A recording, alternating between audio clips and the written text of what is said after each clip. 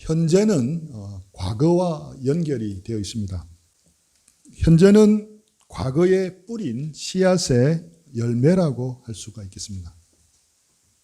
그래서 과거가 없는 사람은 없지만 또 근데 과거를 잊고 싶은 사람은 많습니다. 너무나 고통스러워서 지워버리거나 묻어버리고 싶은 과거가 누구에게나 있습니다. 많은 사람은 이 과거에 매여 삽니다. 다만 중력처럼 의식하지 못할 뿐인 것 같습니다. 의식하지는 못하더라도 항상 무거운 짐처럼 매달려 있는 경우가 많습니다. 돌아가신 제 그 부친은 형제들 가운데 나이 차이가 꽤 많이 나는 막내였습니다. 그런데 이제 약주만 한잔 하시면 과거 형수가 섭섭하게 했던 일을 하소연하곤 했습니다. 그런 말씀을 하실 때는 때로 화도 내시고 또 스스로 우시기도 하셨습니다. 아마 과거 크게 섭섭한 일이 마음의 끝까지 남아 있었던 것 같습니다. 그런데 이런 우리들의 과거의 문제는 예수님 믿고 난 뒤에도 결코 쉽게 해결되지 않는 경우를 많이 봅니다. 일반적으로 많은 사람들이 힘들게 만드는, 자기를 힘들게 만드는 그 과거에 대해서 취하는 태도는 묻어버리자 하는 겁니다. 그래서 가능한 한 덜 생각하고 생각나려고 하면 기분을 전환해서 그 생각을 지워버리려고 합니다. 또 되도록 그와 관련될 생각이 날 만한 장소는 피하고 또 그것을 되도록 말하지 않고 살아가려고 합니다. 하지만 그렇게 애를 쓴다고 과거의 아픈 기억들이나 상처들이 묻어지고 영원히 사라지겠습니까? 그렇게 되지 않는다는 걸 우리가 경험적으로 잘 알고 있습니다. 복음으로 그것을 재해석하지 않고는 쉽게 해결되지 않습니다. 우리 여기 있는 여러분들이 가지고 있는 과거의 아픈 상처들은 무엇입니까? 혹시 한처럼 가슴에 엉어리져 있는 것이 있습니까? 여러분이 지금까지 살아온 삶을 돌아보면서 이것만 정말 내 삶 속에서 일어나지 않았다면 좋았을 걸 하는 것이 무엇입니까? 또 내 과거에서 이것만 지워버리면 정말 내 삶이 달라졌을 것인데 하고 생각하게 만드는 사건들은 무엇입니까? 사실 과거의 상처가 깊은 사람에게 이런 질문을 떠올리는 것 자체가 힘든 일입니다. 그래서 덮어두고 그냥 묻어두고자 합니다. 하지만 복음은 우리의 과거와도 직면하게 합니다. 그래서 오늘 복음은 과거를 재해석하게 한다. 복음은 과거를 재해석하게 한다는 주제로 말씀을 나누고자 합니다. 우리의 과거를 하나님의 시야에서 복음으로 재해석하는 은혜가 우리 모두에게 주어지기를 축복합니다. 하나님은 우리가 묻어둔 과거의 아픔과 한과 상처들에 대해서 어떤 태도를 취하기를 원하시겠습니까? 오늘은 신명기 말씀을 통해서 우리의 과거를 향한 하나님의 뜻이 무엇인지를 헤아려 보겠습니다. 아픈 과거의 기억들을 성경상의 이미지로 말한다면 광야라고 할 수 있습니다. 우리 인생에 아픈 기억이 있었다는 말은 우리 인생에 다 광야가 있었다는 말로 바꾸어 표현할 수 있습니다. 이스라엘 백성들에게 아픈 기억들은 바로 광야 40년 생활이었다고 할 수 있습니다. 이 광야 생활에 대해서 하나님은 이스라엘 백성들에게 어떻게 해석하셨는지 신명기 말씀을 통해 오늘 살펴보기를 원합니다. 이것을 통해서 우리의 아픈 과거에 대해서 또 그 과거의 기억에 대해서 어떻게 해석해야 되는지를 배워보기를 원합니다. 일전에 가열 맥잡기에서 이스라엘 백성들의 광야 훈련 일지와 같은 책이 무엇이라고 했습니까? 민수기입니다. 민수기. 예. 그래서 민수기는 이스라엘 백성들의 광야 훈련 일지, 이스라엘 백성들이 광야에서 경험한 것들을 기록한 책입니다. 그렇다면 그 민수기 다음에 나오는 책이 신명기입니다. 이 신명기는 어떤 책이냐면 우리가 잘 한자로 보면 이 신자가 잘 아는 신자죠. 어디서 많이 본 한자죠, 그죠? 신라면 할 때 그 신자, 메울 신자입니다. 근데 이 글자는 뜻이 여러 개가 있는데 신명기 할 때 신자로 쓸 때는 되풀이할 신입니다. 그래서 같은 용례로 우리 신신당부한다 하잖아요. 그때 쓰이는 거듭거듭 되풀이해서 당부한다는, 그렇게 신신당부할 때 그때 쓰는 신자입니다. 그래서 신명기는 글자 그대로 명령을 되풀이해서 기록한 책입니다. 무슨 뜻입니까? 광야 훈련하기 전에 우리 레위기에서 언약과 율법의 말씀을 받았는데 40년이 지난 뒤 다시 되풀이해서 말씀하고 있습니다. 신명기는 이스라엘 백성들이 40년 광야 생활을 뒤로하고 이제 약속의 땅 가나안을 이제 목전에 두었을 때 그들에게 주어진 하나님의 말씀입니다. 그래서 40년 광야 생활에 대한 회상이 많이 나옵니다. 즉 신명기는 과거의 일을 신앙의 관점으로 다루고 있습니다. 과거를 직면하고 바로 해석하는 법을 알려주는 말씀이라 할 수 있습니다. 신명기 전체를 그러면 한 단어로 신명기 전체를 요약한다면 어떻게 요약할 수 있겠습니까? 네, 기억하랍니다. 기억하라. 신명기의 주제는 기억하랍니다. 사람들은 아픈 과거를 잊어버리기를 원합니다. 그리고 그냥 저 구석에 묻어두기를 원합니다. 다시는 현재에 소환되지 못하도록 완전히 밀봉하기를 원합니다. 그런데 하나님은 반대입니다. 직면하고 기억하라고 말씀합니다. 하나님께서 이제 이렇게 말씀하지 않으셨습니다. 이제 드디어 너희들이 그토록 바라던 약속의 땅 가나안이 눈앞에 있구나. 슬픈 과거는 다 잊어버려라. 희망찬 미래만 바라봐라. 하나님은 결코 이렇게 말씀하지 않으셨습니다. 신명기에서 거듭거듭 말씀하시는 것이 기억하라고 말씀하십니다. 아픈 과거를 누구나 떠올리기 싫어하지만 그러나 기억하는데, 그래서 하나님은 먼저 기억하기 전에 재해석부터 해주시는 겁니다. 묻어두지 말고 과거를 재해석하고 그 다음에 기억하라는 것입니다. 하나님이 광야 생활 40년을 재해석해 주시면서 첫 번째 주신 교훈은 바로 네 자신을 알라입니다. 자신의 연약하고 죄악된 본성을 직시하고 바로 알라는 겁니다. 우리 신명기 8장 2절 3절 제가 읽겠습니다. 신명기 8장 2절 3절입니다. 이는 너를 낮추시며 너를 시험하사 내 마음이 어떠한지 그 명령을 지키는지 지키지 않는지 알려하려 하심이라. 너를 낮추시며 너를 시험하사 내 마음이 어떠한지 그 명령을 지키는지 지키지 않는지 알려 하심이라. 너를 낮추시며 너를 줄이게 하시며 또 너도 알지 못하며 내 조상들도 알지 못하는 만나를 네게 먹이신 것은 사람이 떡으로만 사는 것이 아니요 여호와 입에서 나오는 모든 말씀으로 살 줄을 네가 알려하려 하심이니라. 광야는 이스라엘 민족을 낮추시는 과정이었습니다. 우리 2절에도 낮추시며 또 3절에도 두 번이나 반복해서 말씀하십니다. 이것은 이스라엘 백성들로 하여금 자신이 어떤 존재인지, 얼마나 부패한 죄성을 가진 존재인지를 깨닫게 해주시는 말씀입니다. 우리 신명기 9장 6절 누가 한번 읽어주시겠습니까?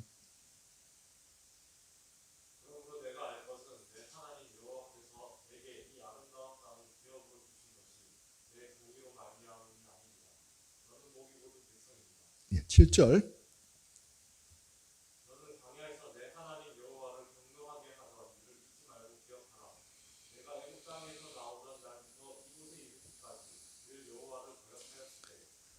예, 제가 빨간색을 적었는데 네가 애굽 땅에서 나오던 날부터 이곳까지 이르기까지 늘 여호와를 거역하였으되. 이스라엘 백성들은 한두 번 하나님을 거역한 게 아닙니다. 광야 생활 내내 40년 내내 항상 늘 그들은 하나님을 거역했습니다. 그토록 하나님을 불신하고 거역했던 일을 그들이 기억한다면 그들은 낮아질 수밖에 없었습니다. 너는 목이 곧은 백성이니라. 너는 목이 곧은 백성이니라. 목이 고개든 백성은 고개를 숙이기가 어렵습니다. 낮아지기가 쉽지 않다는 겁니다. 교만하고 자존심이 강한 사람은 대개 낮아지는 것을 죽는 것보다 싫어합니다. 목이 곧은 사람은 언제나 스스로가 너무 당당하고 자격이 있고 합당하다고 여기기를 원합니다. 우리 자신을 한번 돌아보면 잘 알 수 있습니다. 우리의 과거 때문에 우리가 고통스러워하는 이유를 솔직하게 돌아보면 공통되는 이유를 발견할 수 있습니다. 그 과거의 사건과 그 과거의 기억이 우리를 낮추기 때문에 그렇습니다. 그것을 떠올릴 때마다 우리의 자존감은 떨어지고 한없이 낮아지기 때문에 그것을 부인하고 싶은 겁니다. 지난 과거가 자기를 높여주고 영광스럽게 한다면 누가 묻어버리려 하고 있겠습니까? 기억하고 싶은 과거는 잘 보이는 거실에다가 둡니다. 그런 사진, 트로피, 상장들을 다 거실에 두지 않습니까? 하나님께서는 이스라엘 백성이 이런 자신의 죄성을 보기를 원하셨습니다. 잊지 않고 기억하기를 원하셨습니다. 하나님께서는 지금 가나안 땅으로 들어가는 이스라엘 백성들의 마음의 상처를 치유하는 내적 치유 프로그램을 돌리고 계신 게 아닙니다. 하나님께서는 그들의 죄성과 죄를 직면하게 하심으로써 그들을 낮추시려고 광야 40년을 기억하라는 것입니다. 내가 형편없는 죄인인 것을 깨닫는 것은 정말 너무너무 큰 은혜입니다. 새삼스럽게 저는 이것을 많이 깨닫습니다. 이것을 깨닫지 못하는 사람이 얼마나 많은지 모르겠습니다. 이것을 온전히 깨달아야 온전한 회개에 이를 수가 있고 온전한 십자가, 예수님의 십자가를 붙들 수가 있는 겁니다. 그런데 오늘 그 말씀을 좀 이해하기 어려운 부분이 있는데 그것은 뭐냐면 사람들이 떡으로 살 수 없는 존재임을 알게 하시려면 만나도 먹여서는 안 되는 것이었습니다. 조상들이 알지 못하는 만나를 먹이셨으면 그 떡으로 살 수 있다고 말해야 되는데 떡으로만 사는 게 아니라고 말씀합니다. 이게 도대체 무슨 의미냐? 이스라엘 백성들은 홍해를 건너기만 하면 꽃길이 열릴 줄 알았습니다. 막상 홍해를 건너보니 무서운 광야가 대신 기다리고 있었습니다. 힘들게 노예 생활을 했던 애굽보다 때로는 못했습니다. 애굽에서는 몸과 마음은 힘들었지만 그래도 원하면 고기를 먹었는데 그래 다시 우리 애굽으로 돌아가자 하면서 모세를 원망하고 모세를 향해 돌로 치려고 했습니다. 광야라 해도 떡만 해결된다면 먹을 음식이 있고 입을 옷이 있다면 우리는 다 이스라엘 백성들은 다 우리도 다 하나님을 잘 섬길 수 있다고 생각합니다. 이것을 하나님이 들었습니다. 그래서 하나님이 40년 동안 확실하게 만나를 주셨습니다. 그 결과 어떻게 됐습니까? 의식주가 해결됐기 때문에 그들은 하나님을 잘 섬겼습니까? 우리 그 7장 말씀대로 네가 애굽 땅에서 나오던 날부터 이곳에 이르기까지 늘 여호와를 거역하였으되 한결같이 늘 거역했습니다. 한마디로 빵점이었고 낙제 F 학점이었습니다. 하나님은 이것을 이스라엘 백성들에게 확인시킬 필요가 있었습니다. 사람들은 늘 자기에게 가능성이 있다고 착각합니다. 기독교는 우리를 개선하거나 가능성이 있다고 부추기는 종교가 아닙니다. 조엘 오스틴이 쓴 잘 되는 나, 긍정의 힘 등은 사람의 내면 속에 굉장한 가능성이 있다고 부추깁니다. 미국 사람들이 가진 의식 구조에는 굉장히 어필하는 메시지였습니다. 그래서 그 교회가 대형 교회가 되었습니다. 미국을 그대로 따라하기 좋아했던 한국 교회는 한국 교회에서도 그 책은 베스트셀러가 됐습니다. 교회의 성장 제일주의에 인이 박힌 한국 교회는 성공한 대형 교회 목사가 외치면 무조건 진리라고 여겼습니다. 사실 이게 진리라면 이 논리에 의하면 수십만의 교인을 가진 신천지 이단이 주장하는 것을 무조건 따라야 하는 그들의 말이 진리가 되어버리는 겁니다. 아까 그 책들을 번역해서 출판한 출판사는 빌딩을 하나 세울 정도로 많은 돈을 벌었다고 합니다. 그러나 그 책은 성경을 분명히 인용해서 썼지만 성경과는 전혀 관계없는 책입니다. 성경은 인간을 죄인으로 규정합니다. 만물 중에 가장 거짓되고 부패한 것이 사람의 마음이라고 합니다. 의인은 없나니 하나도 없다고 말하고 있습니다. 인간에게는 개선 가능성이 있지 않다고 말씀합니다.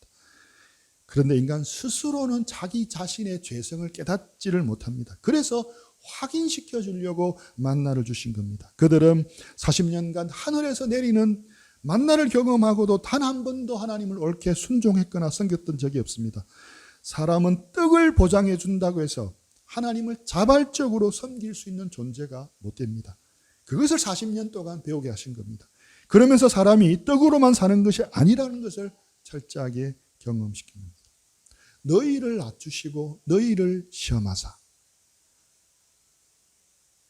너희를 낮추시고 너희를 시험하사, 그 시험은 쉽게 말하면 네가 몇 점짜리인 줄을 보여줄게 라는 의미가 있는 시험이었습니다. 아, 우리에게는 가능성이란 여지가 없구나, 빵점짜리구나, 구제불능이구나 라는 것을 깨닫게 하신 것입니다. 하나님께서 이 광야 생활 40년을 재해석하시면서 두 번째 주신 교훈은 은혜로만 살 수 있음을 알라는 겁니다. 광야는 농사 지을 수 있는 곳도 아니었고 그물을 쳐서 물고기를 잡을 수 있는 곳도 아니었습니다. 물도 구하기 힘든 곳이었습니다. 살기 위해서는 오직 하나님을 의지해야 하는 곳이었습니다. 40년 동안 하나님은 기적적으로 매일 양식을 친히 공급하여 주셨고 목마른 때는 때로는 반석을 쳐서 물을 주셨습니다. 불기둥, 구름기둥으로 인도하셨고 모든 위험에서 지켜주셨습니다. 우리 신명기 8장 4절, 이 40년 동안에 내 의복이 헤어지지 아니하였고 내 발이 부르트지 아니하였느니라. 아무런 옷감도 구할 수 없는 그 광야 40년 동안 의복이 헤어지지 않고 발이 부르트지 않는 기적을 경험했습니다. 40년 동안 그들의 일상적인 필요, 의식주의 문제를 완벽하게 해결해 주셨습니다. 하나님께서 항상 채워주시고 공급해 주시고 책임져 주신다는 것은 너무나 분명하게 볼 수 있었습니다. 한마디로 광야는 오직 하나님의 은혜로만 살 수 있는 곳입니다. 내 노력, 내 힘으로 산다고 말할 수 없고 전적으로 하나님의 은혜로 삽니다 라고 말할 수밖에 없는 곳입니다. 하나님은 그것을 가르쳐 주기 원하셨기 때문에 과거를 기억하라고 하시면서 재해석해 주시는 겁니다. 우리 신명기 8장 17절 18절 우리 조그만 소리로 다 같이 한번 읽어보겠습니다. 시작. 그러나 내가 마음에 이르기를 내 능력과 내 손의 힘으로 내가 이 재물을 얻었다 말할 것이라. 내 하나님 여호와를 기억하라. 그가 네게 재물 얻을 능력을 주셨음이라. 이같이 하심은 내 조상들에게 맹세하신 언약을 오늘과 같이 이루려 하심이니라. 그들은 가나안 땅에 들어가서 풍족함을 누리게 될 때 교만에 빠져서 내 능력과 내 손의 힘으로 이 재물을 얻었다라고 말할 것을 미리 아셨던 하나님은 그들에게 광야를 기억하라고 말씀하신 겁니다. 우리 19절 같이 한번 읽겠습니다. 내가 만일 내 하나님 여호와를 잊어버리고 다른 신을 따라 그들을 섬기며 그들에게 절하면 내가 너희에게 전가하노니 너희가 반드시 멸망할 것이라. 광야의 삶을 그들이 잊지 않고 기억했더라면 그들은 변함없는 하나님의 은혜를 기억하고 끝까지 하나님을 붙드는 삶을 살 수 있었을 것입니다. 하지만 그들은 하나님을 잊어버렸고 하나님을 떠나 다른 신들을 섬기고 말았습니다. 우리 16절 말씀입니다. 내 조상들도 알지 못하는 만나를 광야에서 내게 먹이셨나니 이는 다 너를 낮추시며 너를 시험하사 마침내 네게 복을 주려 하심이었느니라. 하나님께서는 다시 한번 낮추신다는 단어를 이제 세 번째 쓰고 계십니다. 8장에서만. 그리고 그 모든 궁극적인 목적이 뭐라고 말씀하고 있습니까? 마침내 내게 복을 주시기 위해서입니다. 이것을 잊어서는 안 됩니다. 광야를 허락하신 것은 그들에게 결국 선을 베풀어 주기 위해서였습니다. 자기 백성을 향해 언제나 변함없이 선하신 분이 바로 하나님입니다. 40년 광야 생활에서 잊어서는 안 되고 그 40년 광야 생활을 묻어두어서는 안 되고 기억해야 하는데 우리의 광야, 우리의 아픈 기억도 마찬가지입니다. 마침내 그 모든 것을 통해서 복을 주시기 위한 것입니다. 제 이야기를 하나 하자면, 저는 그 친구 흉내를 내다가 배운 말 더듬는 습관 때문에 중고등학교 때 아주 어려운 아픈 기억들을 많이 가지고 있습니다. 수업 시간에 선생님이 질문을 하고 틀린 학생은 이제 매로 맞는데, 알고도 말을 더듬느라고 말을 못해서 맞은 적도 있습니다. 뭐 이런 이야기는 다음에 기회에서는 더 자세하게 해드리겠습니다. 하지만 이런 약함 때문에 제가 낮아져서 주님께로 나올 수 있었다라고 생각합니다. 또 이런 제 약점과 약함이 있었기 때문에 교만하지 않고 지금까지 부족하지만 그래도 주님께 붙어 있을 수 있었다고 생각을 합니다. 제가 가진 과거의 아픈 기억들은 마침내 복을 주시기 원하시는 하나님의 계획임을 나중에 비로소 깨달았습니다. 하나님이 광야 40년을 재해석하면서 주신 세 번째 교훈은 뭡니까? 나는 늘 너와 함께 했음을 알라. 그런 것입니다. 지금 이것뿐만 아니라 과거 그때 그곳에서도 하나님은 저와 우리와 함께 하셨습니다. 비록 그때 내가 예수님을 믿고 있지 않다 하더라도 그때조차도 하나님은 아픈 과거의 그 현장에서 우리와 함께 하고 계셨습니다. 하나님은 이스라엘 백성들에게만 민수기를 허락하시고 신명기를 말씀하신 것이 아닙니다. 오늘 우리에게도 민수기와 같은 광야를 허락하셨고 앞으로도 허락하실 수도 있고 다시 들어야 할 신명기 말씀을 주신 겁니다.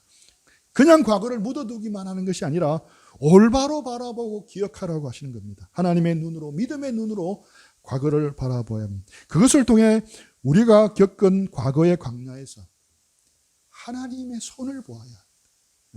믿음의 눈으로 보면 하나님의 손이 나타나지 않은 적이 한 번도 없다는 것을 알게 됩니다.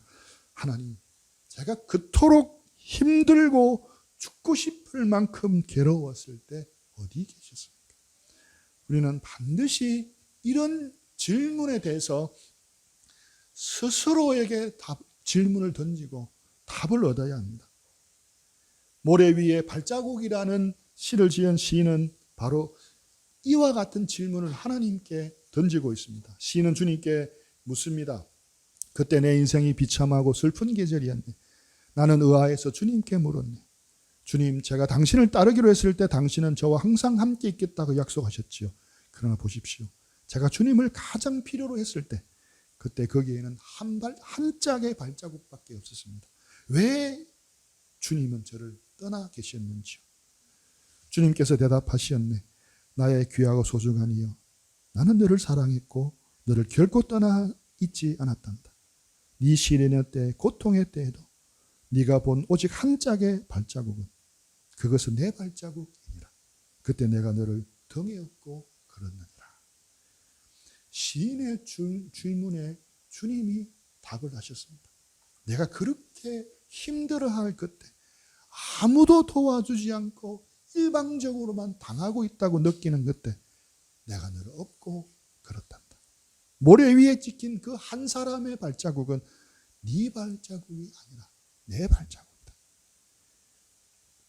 우리도 이 시인처럼 이런 작업을 하나님 앞에 하는 게 필요합니다. 40년을 마치고 난 뒤 이스라엘 민족들 마음속에 떠나지 않았던 질문.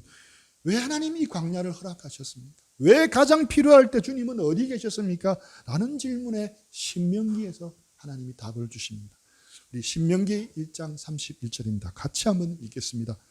광야에서도 너희가 당하였거니와 사람이 자기들 안을 아는 것 같이 너희 하나님 여호와께서 너희가 걸어온 길에서 너희를 안으사 이곳까지 이르게 하셨느니라 하나.